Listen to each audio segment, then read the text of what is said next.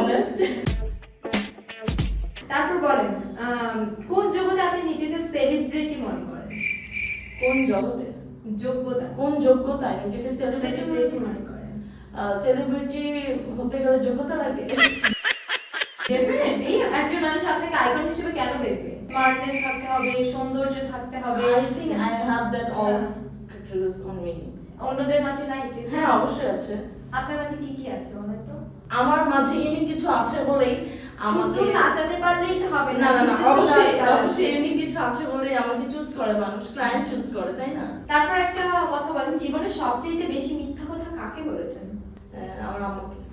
আমাকে? হ্যাঁ একটা বড় সত্যি কথা বলেন যেটা আপনি জীবনে কাউকে বলেননি।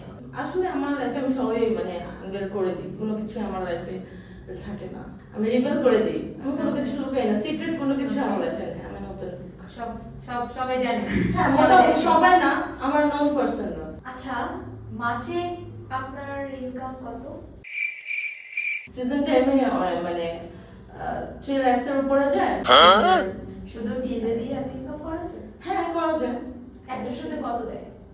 ধরেন স্কুল কলেজের প্রোগ্রামগুলোতে র্যাক দিতে, র্যাক দিতে। র্যাকটা ওরকমভাবে করা হয় না, কর্পোরেট শো গুলোতে আসলে দেয়।